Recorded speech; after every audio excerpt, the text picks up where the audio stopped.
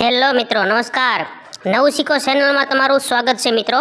તો આજે આપણે આ ગેસ જે સિલિન્ડર હોય છે એની ઉપર જો આ સેફ્ટી ડિવાઇસ કઈ રીતે લગાડી શકાય એ આપણે શીખશું આજે.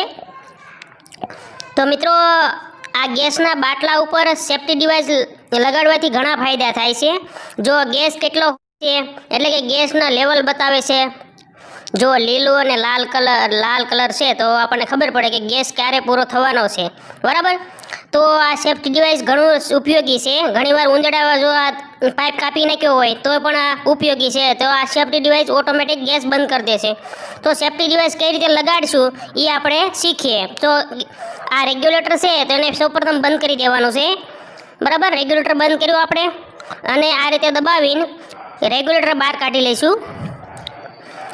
રેગ્યુલેટર બહાર કાઢ્યા પછી આપણે સેફ્ટી ડિવાઇસ છે એને લગાડીશું બાટલા ઉપર. તો આ સેફ્ટી ડિવાઇસ જો આ રીતે બાટલા ઉપર પહેલાં સૌપ્રથમ આપણે એની સ્વિચ છે એને બંધ કરીશું અને આ રીતે લગાડી દઈશું. તો આ રીતે દબાવી અને ઉપર આપણે બાટલા ઉપર દબાણ રાખીને મૂકી દઈશું એટલે આ સેફ્ટી ડિવાઇસ લાગી ગયું. હવે આને બંધ રાખવાનું છે. હવે આ સેફ્ટી ડિવાઇસની ઉપર આપણે રેગ્યુલેટર લગાડવાનું છે, બરાબર. આ સેફ્ટી જો આ નોબ બંધ રાખવાનું છે, બરાબર. હવે આપણે ગેસનું રેગ્યુલેટર પણ લગાડીશું ઉપર, બરાબર. જો આ રીતે આપણે ઓન થાય છે અને આ રીતે બંધ થાય છે, બરાબર. ઉપર કરવાથી ઓન અને નીચે જે રીતે ગેસ રેગ્યુલેટરમાં હોય છે એ રીતનું આ બંધ ચાલુ કરી શકાય, બરાબર.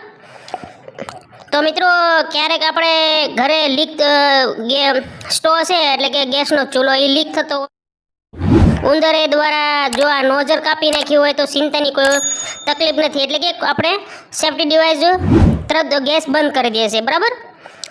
તો આ સેફ્ટી ડિવાઇસ ઉપર રેગ્યુલેટર આપણે આ રીતે લગાડવાનું છે કાંઈક, બરાબર. જુઓ આ રીતે બંધ છે, આ નોબ બંધ છે એટલે કે આપણે જે ગેસ ચાલુ કરવાની સ્વિચ છે એ બંધ છે. એની ઉપર હવે ગેસનું આ રેગ્યુલેટર આપણે આ રીતે લગાડી દઈશું. જો આપણો ગેસ આ રીતે રેગ્યુલેટર લગાડી દીધું છે. હવે એને ઉપરનું જે રેગ્યુલેટરનું છે સ્વિચ એ આપણે ચાલુ કરી અને આપણે સેફ્ટી ડિવાઇસ જે છે એનું પણ સ્વિચ ચાલુ કરીશું. એટલે કે ઉપર કરીએ એટલે ચાલુ થશે, બરાબર. તો આપણે ચાલુ કરીએ.